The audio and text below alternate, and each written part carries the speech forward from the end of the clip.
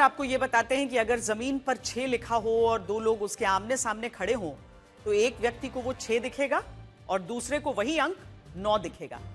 इसे 6-9 विजन भी कहते हैं, जिसका आशय ये होता है कि पूरा सच तभी नजर आता है जब आप किसी चीज को दूसरों के दृष्टिकोण से भी देखते हैं।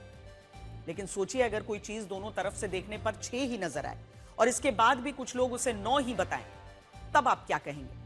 आप यही कहेंगे कि वो व्यक्ति जमीन पर लिखी संख्या को नहीं बता रहा, बल्कि वो अपने दिमाग में चल रही संख्या को बता रहा है। बांग्लादेश में हिंदुओं के खिलाफ जो नृशंस अत्याचार हो रहा है, उस पर भारत में इसी सिद्धांत के साथ राजनीति हो रही है। जैसे कांग्रेस नेता राशिद अल्वी कहते हैं कि बांग्लादेश में जो हो रहा है वही स्थिति भारत में भी दिखाई देती है उन्हें। दिग्विजय सिंह कहते हैं कि बांग्लादेश में हिंदू अल्पसंख्यकों पर हालिया हमले भारत में मुसलमानों पर होने वाले अत्याचारों की प्रतिक्रिया है। समाजवादी पार्टी के सांसद रमाशंकर राजभर कहते हैं कि बांग्लादेश के हिंदुओं पर इसीलिए हमले हो रहे हैं क्योंकि भारत में बीजेपी के नेता मुस्लिम महिलाओं के हिजाब खींच रहे हैं। महबूबा मुफ्ती की बेटी इल्तिजा मुफ्ती भारत को हिंदुस्तान कहने के बजाय लिंचिस्तान कहती है। कांग्रेस नेता हुसैन दलवई कहते हैं कि बांग्लादेश में जो हुआ वो गलत है, लेकिन इसी तरह की लिंचिंग भारत में भी हुई है। और मौलाना रशीदी कहते हैं कि वो बांग्लादेश में हिंदुओं पर होने वाले हमलों को नरसंहार नहीं मानते।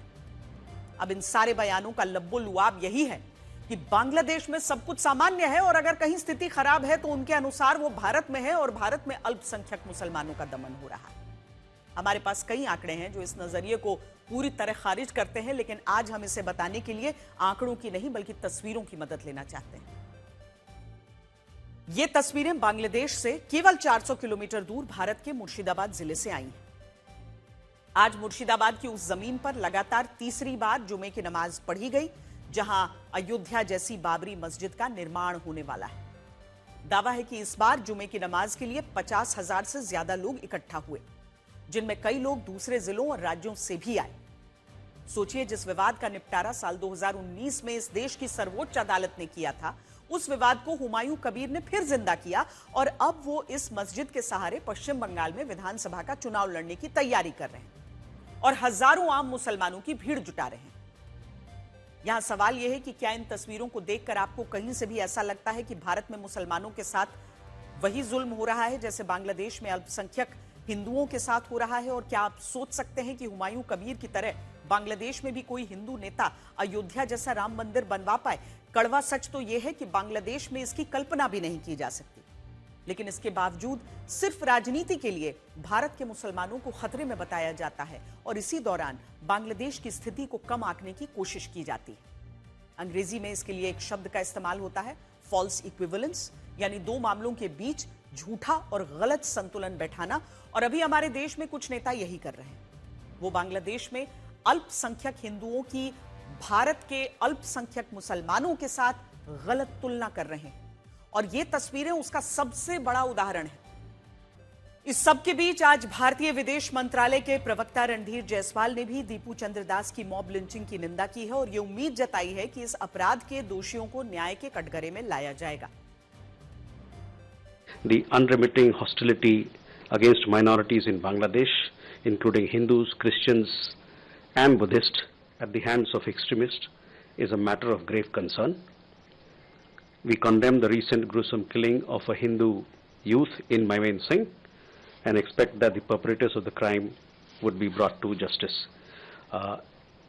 Over 2,900 incidents of violence against minorities, including cases of killings, arsons, land grab, have been documented by independent sources during the tenure of the interim government. These incidents cannot be brushed aside as mere media exaggerations or dismissed as political violence. Bharat उम्मीद तो कर रहा है कि बांग्लादेश में दीपू चंद्र दास के दोषियों को कड़ी सजा मिले, लेकिन सवाल यही है कि क्या ऐसा मुमकिन भी हो पाएगा? पिछले 1.5 सालों का वक्त बांग्लादेश में कट्टरपंथी ताकतों के लिए अच्छे दिन लेकर आया है, जब पूरा बांग्लादेश जानता था कि अल्पसंख्यक हिंदुओं के खिलाफ अत्याचारों में जमाते इस्लामी की सबसे बड़ी भूमिका है। तब मोहम्मद यूनुस की अंतरिम सरकार ने जमाते इस्लामी पर लगे सभी प्रतिबंधों को वापस ले लिया।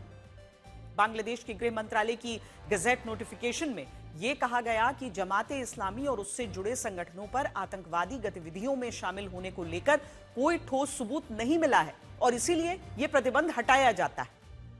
इसके बाद जून 2025 में बांग्लादेश की सुप्रीम कोर्ट ने जमाते इस्लामी के चुनावी पंजीकरण को भी पुनर्स्थापित कर दिया, जिससे वो फरवरी 2026 में होने वाले चुनावों में भाग लेने के लिए योग्य हो गए। राजनीतिक और कानूनी कदमों के साथ ही एक बड़ा मामला यह भी सामने आया कि वरिष्ठ जमात नेता एटीएम अजहरुल इस्लाम की 1971 के युद्ध अपराधों से जुड़ी मौत की सजा को सुप्रीम कोर्ट ने पलट दिया और रिहा कर दिया उन्हें।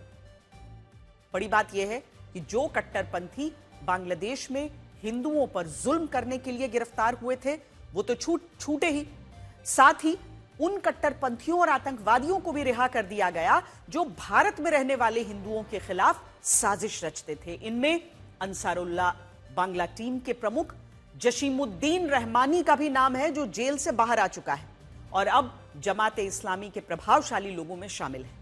इन बातों से यह पता चलता है कि मोहम्मद यूनुस की अंतरिम सरकार ने खुद जमाते इस्लामी को फिर से जिंदा करने में उसकी मदद की है और इसीलिए सवाल यही है कि जो सरकार जमाते इस्लामी की रीढ़ बन जाए, उस सरकार से हम ये कैसे उम्मीद कर लें कि वो जमाते इस्लामी के कट्टरपंथियों से अल्पसंख्यक हिंदुओं की जानें बचाएगी।